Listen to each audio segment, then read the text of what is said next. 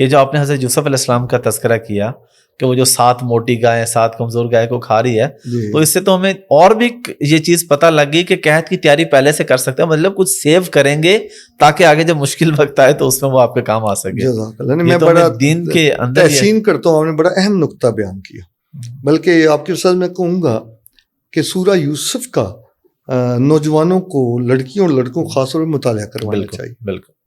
اس میں دیکھیں کہ ہمارے اساتذہ اور خطیب بعض اوقات اسلام کو قصے کا دین ہی بناتے رہتے ہیں. قصہ ایک حصہ ہے، وہ ضرور بیان کرے، لیکن اسے لگتا ہے کہ یہ کوئی ماضی کا دین ہے.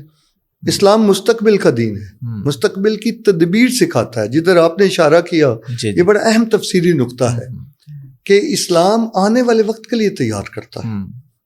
اور حضرت یوسف کا واقعہ بھی یہی بتا رہا ہے. جی بالکل.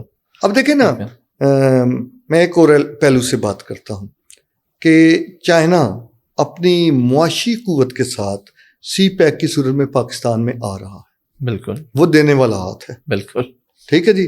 ہم چاہیں کہ ٹیکنالوجی اور سائنس میں اور علم میں اس کا مقابلہ کر لیں تو ہمارا اور ان کا فاصلہ اتنا ہے کہ ہم سائیکل پہ ہیں اور وہ بوئنگ پہ سوار ہیں. بالکل. لیکن ایک پہلو میں ٹیچر ہوں، میں بچوں کو بھی کہتا ہوں، میں آپ کو بھی کہہ رہا ہوں، ایک پہلو ہے کہ اس میں وہ محروم ہے، وہ ہمارے پاس ہے. وہ بھلا کیا ہے؟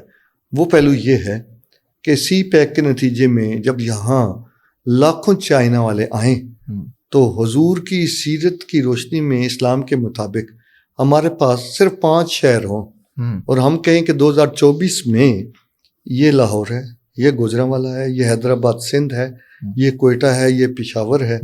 یہاں کسی مسلمان نے ہاتھ اور زبان سے دوسرے مسلمان کا نقصان نہیں کیا.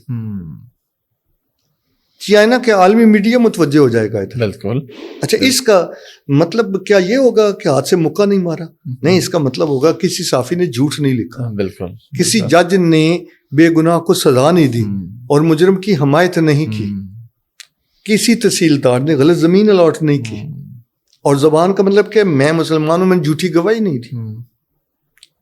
یہ سوشل اسپیکٹ بھی معاشیات کے ساتھ بڑا جڑا ہوا ہے اور یہ بھی نظر انداز ہوا ہے کہ فضیلت والی چیزیں فرض کریں ان کو نفل سمجھنا چاہیے. اچھا، نفل کیا ہوتا ہے؟ نفل کا لفظی مطلب ہوتا ہے ایڈیشنل، اضافی. جیسے آپ غار حرا میں تشریف لے گئے، ٹھیک ہے جی. اب حضرت عمر رضی اللہ تعالیٰ عنہ، جن کے بارے میں مجھے روایت اور حدیث میرا اتنا نالج نہیں ہے، لیکن ہم نے علماء حق سے سنا ہے کہ حضور نے فرمایا میرے بعد اگر نبی ہوتا تو عمر ہوتا. بے شک. اچھا، ان کے تہجد، ان کے اوابین، ان کے اذکار مسنونہ، ان کی تلاوت، اس کا اتنا ذکر نہیں ہے. میں نہیں جانتا، لیکن یہ ذکر ہے کہ وہ لوگوں کی خبرگیری کے لیے رات کو گشت کرتے تھے. بالکل. عدل و انصاف کے نام سے جی پہچان ہے. نئے شہر بسائے، بالکل. اس میں آرکیٹیکٹ ہے، بالکل. اس میں شہریت ہے، بالکل. اسلحے کے کارخانے لگائے. بازار کے اندر انہوں نے اسلامی اصول معیشت کو لاگو کیا، چھاونیاں بنائیں، سڑکیں بنائیں. یہی حضرت ابوبکر رضی اللہ تعالیٰ عنہ ہے. اس لیے دین کیا ہے؟ جو چیز جتنی ہے اتنی بیان کی جائے، نفل کو فرض کا درجہ نہ دیا جائے. ٹھیک ہے، یہ بڑی امپورٹنٹ چیز ہے. ہاں، تو اس لیے مثلاً دیکھیں نا، آپ اس آفس میں ہیں، آپ اللہ کی حدود کا خیال رکھ کے اس کام کو کرنے کی کوشش کرتے ہیں. آپ نعوذ باللہ نہ فرشتہ ہیں نہ نبی ہیں. بالکل، انسان کرتے ہیں نا جی، 100 خطائیں بھی ہیں. اچھا، جب آپ یہ کرتے ہیں تو یہ بھی عبادت ہے. مجھے یہ حق نہیں ہے کہ میں کہوں فلاں جگہ حافظ صاحب ذکر ہو رہا تھا، آپ آئے ہی نہیں ہیں. یہ تو بعض اوقات کم فہمی کے ساتھ ڈاکٹر میں بھی احساس جرم پیدا کرتے ہیں کہ درس میں آؤ، بیان سنو اور مریضوں کو جو ہے وہ خدا کے سپرد کرو، اللہ کے لیے نکلو. وہ بھی اللہ کے لیے ہے. ہاں، وہ تو، اور وہ مسلمان کی حرمت تو کعبے کی حرمت سے زیادہ بیان کی گئی. اگر کسی کی جان بچا رہے ہیں، جان بچا کسی کی صحت بہتر ہو رہی ہے، وہ تو اس سے بڑی نیکی ہے. نہیں، وہ آنے لائٹر نوٹ میں نے فیس بک پہ ایک پوسٹ پڑھی کرونا کے دنوں میں، اور بعض اوقات جو جوکس یا اس طرح کے مزاحیہ جملے ہوتے ہیں ان کے پیچھے حقیقت بھی ہوتی ہے. جی بالکل.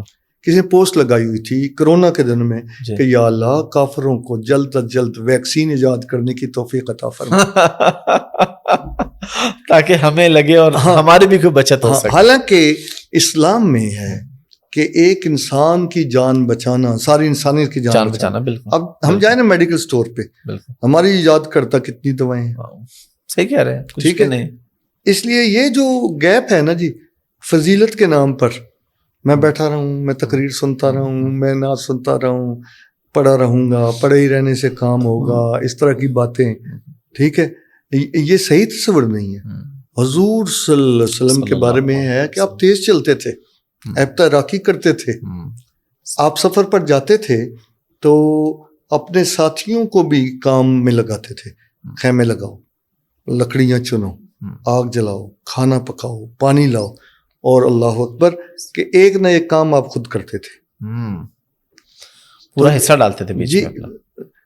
تو اس لیے یہ جو سوشل اسپیکٹ ہے زندگی کا, یہ بہت زیادہ اہم ہے کہ اسے ہم سمجھیں اور اسلام کے بارے میں کلیئر رہیں کہ اسلام کا کوئی حکم ایسا نہیں ہے کہ جس پر آخرت میں عمل کرنا, نہ قرآن کی کوئی آیت, نہ کوئی حدیث. اس دنیا میں کرنا ہے, اس کا اجر ہمیں آخرت میں, اجر جزا, بالکل نتیجہ ہے آخرت. تو